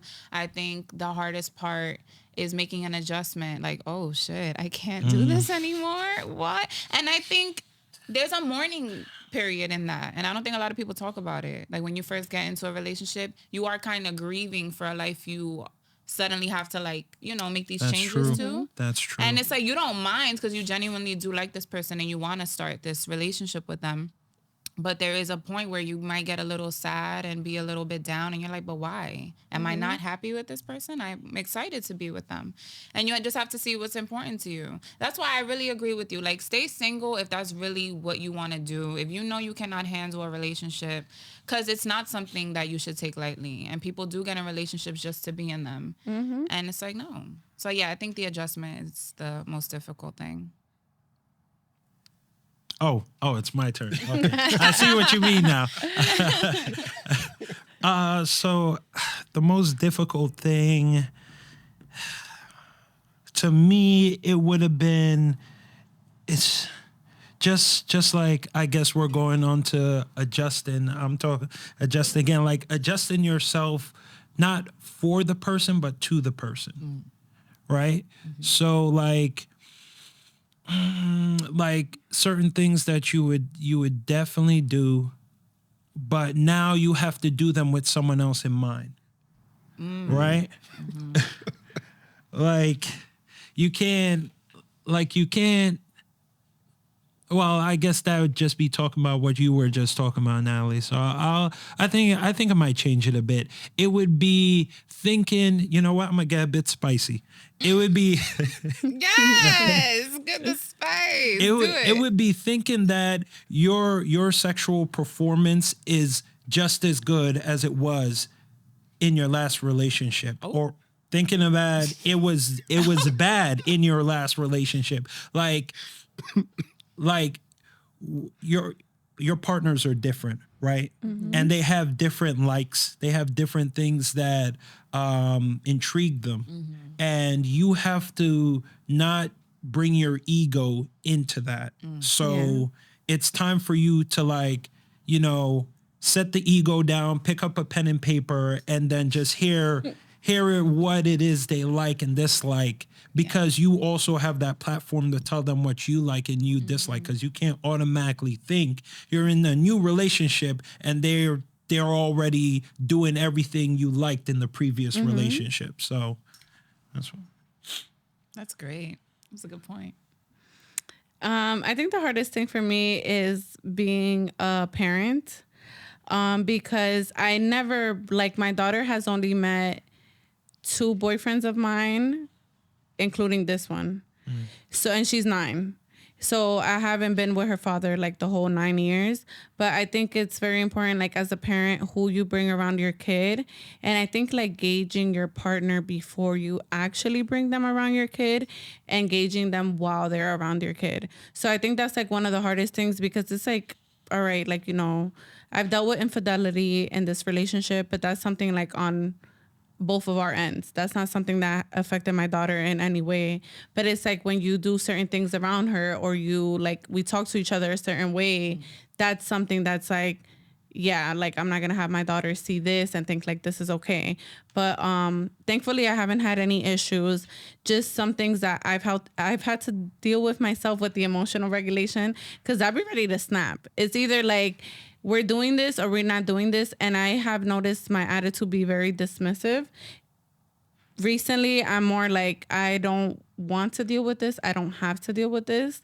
And I think I have to learn, like Khan was saying, like, when people get into a relationship, it's not just fun and games. It's actually like going through the motions, like, with your partner. So I would say for me, like, that's one of the hardest things, is like understanding if your partner is a good partner to be like a step parent or to be around your kid. I feel like that's one of the things that a lot of people don't talk about, is people with children. Yeah. And how does that work? So that's pretty interesting. I have a question. Which one do you think is worse for all of us? All of us. Physical cheating or emotional cheating? Emotional cheating for me. Okay. Emotional cheating. We'll go in order. I think for me, like, I don't know, and I commented this before on I think her name is Angie from the Breakfast Club. She has a podcast, and like one of the girls was like, yeah, like I had a threesome with my man, and I was like, I was okay with the threesome, but then I was like mad, like, after I let it happen. And I think I'm like the same way, because it's like, on the freaky side of me, it's like, all right, like, we could get freaky like that. Like, we could really get to that level. But then it's just like, what kind of emotions did you have towards this girl? Like, were you buying her shit? You were buying her breakfast and lunch? You were caring for her, like, how she actually felt? So for some people, they're more like, no, once you have sex with a girl, like, it's over. But for me, it's like, did you use protection? Like, that's like my biggest thing. If you use protection and it was just like a one night stand, it was like a mistake. I believe mistakes can happen, but not more than once. Because if you do it to me once, that, and I think that's the reason why I was able to forgive it, because it was like a one time thing that I know of that it happened. But if it's just something consecutive, like you're doing it over and over again, like, you really don't give a fuck about me, like, you just don't care. But if you're like emotional with a bitch, like, you care about what time she got to work, you care about how she got to work. Good morning at 7 a.m. Waking up, you took her to the airport, Shots or you bought her fired. food. Good morning is Nah, if crazy. you bought her food, that's You bought her like food. it's over. My love language. If you're doing emotional shit, like it's over. Yeah, it's I over. wholeheartedly agree with Yaya. I agree with everything you said. I definitely believe women care more about like the resources of their man, right? So like your resources as my man are allotted to me. Why are you sharing our resources? Really, my resources. Exactly. That's some other bitch. Like, I have a problem with that. So I feel like, and I actually want to credit my boyfriend with this because he came up with a question. He likes to get people into debates. So the question was, and this kind of goes with the same thing, like, if your man had a one night stand or he was providing for another woman, but never had sex with the woman he was providing for, he was literally just giving her money, that's it. Or a one night stand, which one are you going to forgive more? Like, which one is less worse, I guess? Unless they're And two evils. I think all the women that he asked us, we were like, we would be mad at the finances. I'd rather you fuck somebody. And I'm not saying I'm going to forgive you or take you back. I don't know. Yeah, Divine, don't be thinking Right, shit. relax. I don't know. Like, oh. But I feel like that might be a little bit more palatable, I guess, than knowing that you are like providing financially for another woman. That would kill me. So emotional cheating for me is like way worse. That's interesting. Okay. How about for you guys? Sure. Like That I think you guys both nailed it right on the head. I said before, like I think there's worse things than cheating, physically. I do think emotional cheating is much worse. There's an attachment, there's an intimacy to it. But you know, you get drunk or you find somebody attractive, you sleep with them the one time, then you know, hey, at the end of the day, we're all animals. You know, we all like to have sex. We're all adults. It happens. That's interesting because mine's is physical. really? Yeah. I'm not surprised. I'm actually more surprised at your response. That's Because usually men think physically is like you It's let over. a man enter your body, No, like but they take it's it so. it's not like it. Well, it's physical, but it's kind of like understandably physical because like emotional, like I just put my relationship in that spectrum. Like, okay, so let's say if a man comes up to my girl and like, hey, you know, let me buy you this, let me do this for you, let me do all that. I'm sure she probably gets that on a daily basis because she's an attractive woman. Of course, I have taste. And so I'm like, in terms of if she reciprocates on that, and she's like, yeah, you know, you can buy me this, you can do that for me. I'm able to dissociate that. I'm like, okay, then that means that she just wasn't into the relationship. And I'm able to dissociate and be like, all right, well, it is what it is. Time to move on. Right. But physical, it requires a bit more. It requires a bit more like ingenuity because from my understanding, and also I could be wrong as well, but from what I believe is that there has to be some form of like attraction first before it even gets to that point, you know? So, and I'm not going to be like, oh, you cheated on me and stuff like that, because like what you were saying, it is what it is. We're all human. We all have needs. That just means to me that I wasn't providing you with the needs you needed. Right. So it kind of like affects me a bit because I like to think I'm very receptive.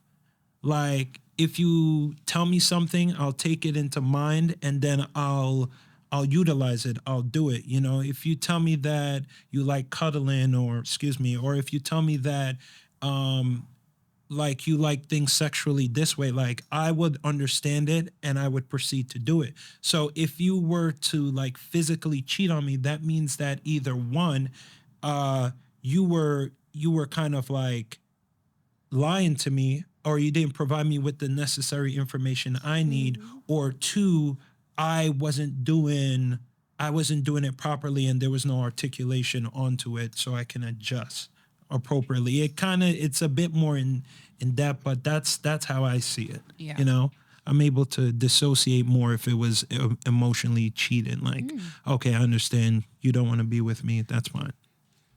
See, I feel like the ego in me though would be more hurt by that realization. Like, you just didn't want to be with me. Like but I'm amazing. Like, you know what I mean? How could you give your emotions to someone else? So I feel like if we look at like the way men, I don't believe this because I do believe that there are women who can have sex and not have any emotion to it. I don't think that's common, but there's definitely women out there who can do that. The same way men can. A lot of men they don't believe that. They think every time women have sex, it's always emotional. We're always super attached to that person. So I don't know. I feel like physically, if I think about like men just say, oh, well, and you guys can answer this. Like, are you capable of just having sex with somebody and never talking to them again? Yeah. You are. You? Because that varies too. Not all men can do that. Surprise! It's tricky for me because believe it or not, I don't like one night stands. It's not. It was never my like go to thing. Like if I was single, like going to the bar and like picking up a girl, picking up a woman and then taking them back to my place or going to their place and then just like, all right, nice meeting you. I can't. That's just weird for me. Yeah, I don't know why, but it's just weird. I can't do it. It's just too awkward. Like, am I gonna call you? You gonna call me? Right? You gonna call me tomorrow morning? Like, are you okay? Do you want breakfast? Like, I don't know Yeah, what to do. I'd be thinking like, should I make breakfast or something? But then that comes on as a bit much. Yeah. And he's like, yeah, I can do that shit. Like, Now, to be honest, I'm not really a fan of one night stands either. Okay. I like one night stands that turns into I'm not going to say situationship because it sounds toxic, but a long-term thing. I think one night stand sex is boring. that just keeps going. Like a one night stand that just So you keeps want like going. a friends with benefits? Yeah. Okay. I think a one night stand it's very safe. It's very just, I have a need. Yeah. But I think when you're having sex with somebody consistently, that's when it gets fun. That's when you guys get to experiment, do whatever the fuck you want to do. But one night stand sex is kind of just, Yeah. Yeah. yeah. I got it. Yeah. I got a question for y'all though. You made me think of this question. What would you guys do in a scenario where your significant other tells you that there's a kink that they're interested in that you don't like? Are you gonna give us a sample, like an example kink, or just anything? Because there's levels to kinkiness. That's true. Role playing. All right. BDSM. I'm Or trying I to guess think. BDSM is we one can that talk some about people are. kinks that we, if y'all want to, like the kinks that we're into, or we wouldn't be against trying. I'm you saying know? like if there's a kink that you are against, Oh, that against. your partner likes. Or like whipping you or something. Like if your Yeah, partner, if like you if you don't get like with that, a and man they're and, like, "Yo, he's I like, want I need that." to whip you, bitch. I'd be like, what? That's one of the most Get away shit. from I'm like, me. oh, you want Get to take away the from shit me. on my The chest? Like that's where my incest mind was- went. Get I'm away like, from one thing me. I could do, but like, defecating and urinating, like golden shower. I'm not into that. No. Like anything with bodily fluids, you're gonna have to find some other bitch. I just can't. Seriously. I thought about this question. That's a really good question because I feel like it makes me think like, okay, what if my partner down the line does say that they want to do something? I think, am I going to be okay with them seeking that from someone? Because you can pay people to do that shit to you. That's why you have like people like dominatrix or people who practice BDSM. So would I be cool with letting my partner do that if they can't get it from me? I don't think I would mind, depending on what the kink is. Because like I said, if you want something crazy or like you want, some people like heat play like with fire and shit, I'm not doing that. I'm not doing that. So if that's what you want to do out there, cool. As long as there's no like penetration, I think I would be okay with it. So that's my take on it. If it's too crazy, I'm not doing it. You could seek it out though. I think I'd try almost anything at least once. Okay. Just to say, okay, like just to see if I like it or not. Because, who knows? Maybe I would. Maybe I would like never again, but I won't know unless I try. But the urination defecation thing is That's a hard stop. that's a hard stop right there. That's where I draw the line right there. But anything else aside from that, I'll try at least once. Okay. Yeah. I feel like I'm too much of an overthinker. So it would be kind of like, yes, I would let my partner like find it somewhere else if I don't do it.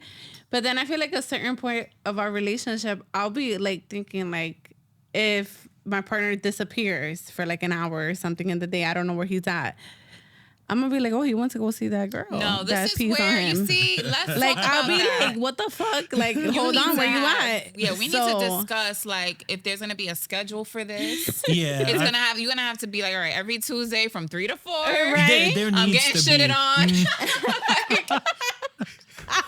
Like, there has to be something because Oh my god, I don't want that. Wait, now you start over. Yeah, because I start overanalyzing Right. it. Like, wait a second, and then that brings me, that was somebody said this the other day. Because how do you guys feel about this? Like, if your girlfriend allows you to have a threesome with her, would that open the door for you to do it like behind her back?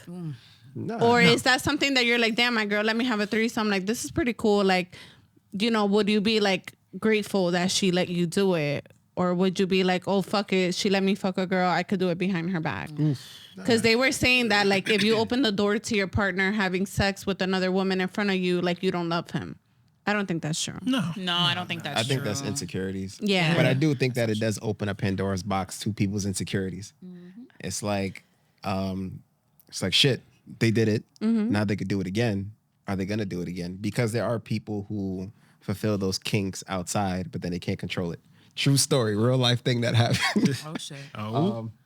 There was a couple, and the guy actually wanted to try to be a swinger.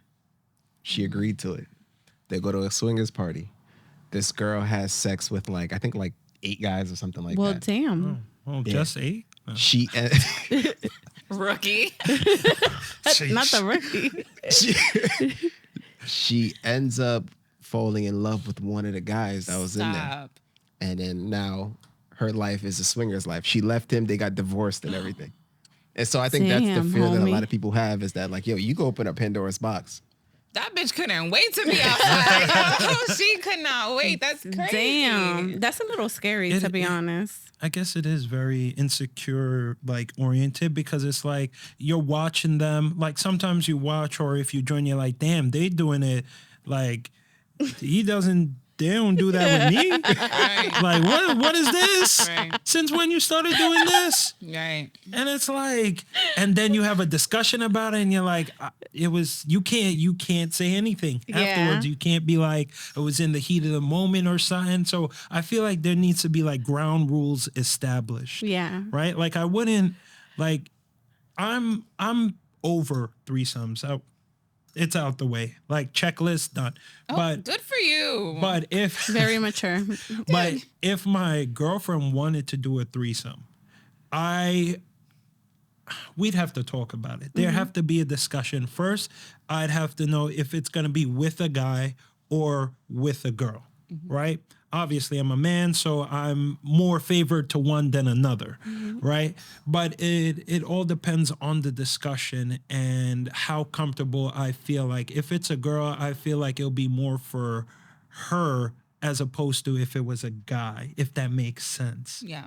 You know? How would you feel if she told you, let's do it with a guy? Would you be open to doing it? I love how you just laugh. He just be laughing. All right. So, okay.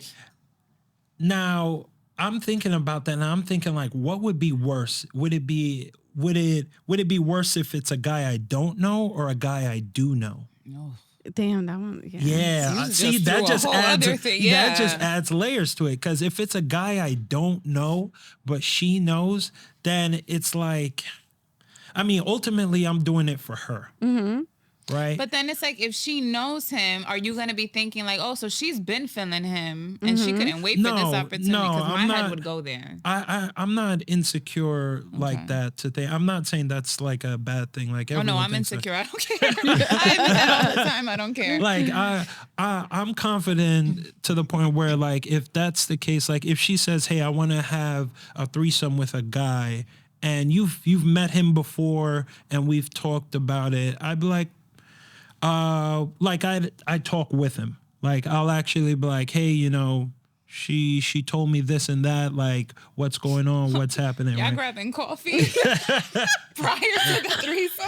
So this is what we gonna That's do. yeah.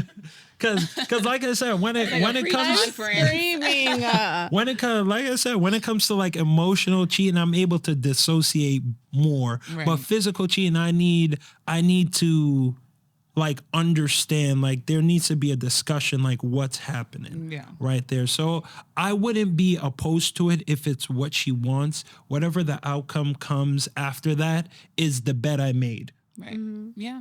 So yeah, I feel like and that's a great point, because I feel like when you do present things like that, like kinks, you want to be a swinger, you want to open the relationship, you have to be ready for what comes with that. Mm-hmm. And I think you should really take your time, because once you open that Pandora's box, you don't know what's going to really come from that.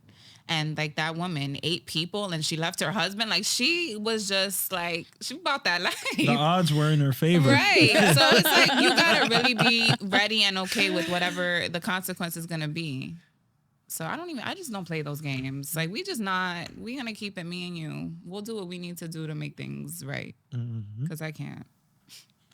But no judgment. None at all. No love kink. and light to all. Do what makes you happy. No kink shaming. Right. At all. Not at all.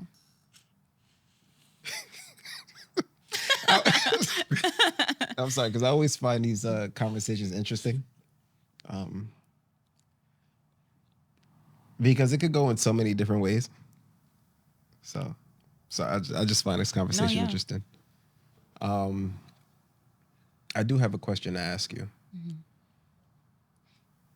This is off topic about relationships and stuff. But if you could think of one moment in your life, one moment that led you to be who you are today, how successful you are today, what would that moment be?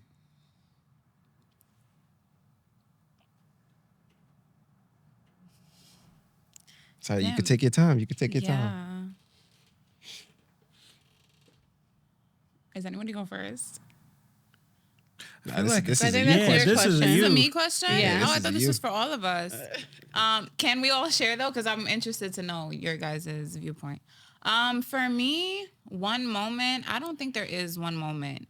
That's really hard to answer. I think I can't answer with one moment, because I think when I look at success, it's like everything has to line up perfectly for you, I believe. Like, I think everybody's moment does come probably from like a hard place, or having their back against their wall where they have no other options and they have to kind of make a way, and they do. But for me, I don't have one moment, because I just feel like I was honestly lucky and blessed to be like raised the way I was, with the parents that I have, with the sister that I have. Like my life could have probably turned out so much differently if I didn't have their guidance. So it's hard. I think I don't have one moment, but I think it all comes from them. Like the way I was raised, and the schools that I went to, and the friends that I made, the relationships I've been in that have taught me things. I just really feel like God put me on like an amazing path to be successful. So I just don't really have that one moment, honestly. Shit. Yeah. Okay. Yeah. Anybody though? Oh, well, for me, it was the military. I think I spoke about it the last time I came on the episode. It was really just joining the military, like being a juvenile delinquent. Then I was a mother, and then I joined the military. So I kind of like shaped my life around. And I think a lot of the discipline and like respect that I have towards people and to myself comes from joining the military. So I give it all to you, U.S. Army. Nice. That was, I guess I'll be the last one. So it's the same, the military as well. It provided like a form of like structure and like the discipline, like you were saying, oriented with it. It gave me like a wider view of life, and like in like interaction with people from different walks of life, like basic training, AIT, stuff like that. It gave me like a broader perspective on things. So that was really what like kind of like changed. It was like the biggest impact. Yeah. Yeah. So Good shit. I'll share mine. I won't go into detail though, but it's meeting my grandfather. Oh yeah. Yeah, it's meeting him. He's not my biological grandfather, but he raised me as if he was mine, and he's the guy who helped me not end up dead or in jail. So, yeah, that's definitely a shout out to him. But we are coming to a close of the show. We got to do this again, though. Absolutely. This was I feel fun. like this opened up a door to a lot of topics and questions I want to talk about. For sure. Yeah. So, you guys are great. This was great. Your questions are awesome. You guys are doing a great job. And I had a lot of fun. So thank you. that's good. That's good. Of course. So for the people listening, what platforms can they find you at and your show at? Okay, so you can find me on Instagram that I deleted, but I'll get it back. Instagram, TikTok, YouTube at The Least Favored. Everything is The Least Favored. My personal page is Natalie, OHYEAH, and then Natalie. And that's it. Every Monday we have new episodes. See, we ain't even get to talk about the social media cleanse. Oh, no. But see, that's another time. No, I'm going to keep doing that. Yep. So we can talk about it at another time. We'll talk For about sure. it. Is there any closing remarks or anything you guys have? I guess the quote that I mentioned, a wise friend of mine's, she told me that anything pertaining to relationships, whether it be friends or family or just like, significant other, you address it in 24 or forget about it in 48. I try to live by those love words. that. Address it in 24, That's a bar, forget it in yes. 48. 48. I I like try that. to live by those words. And if you're watching this, shout out to you.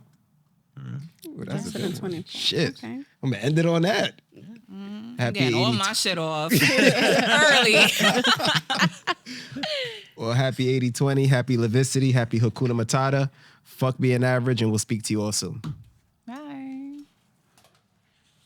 You want to do the honors? Oh, yeah, sure. Do I have to say something? Nah. No? Okay. Bam.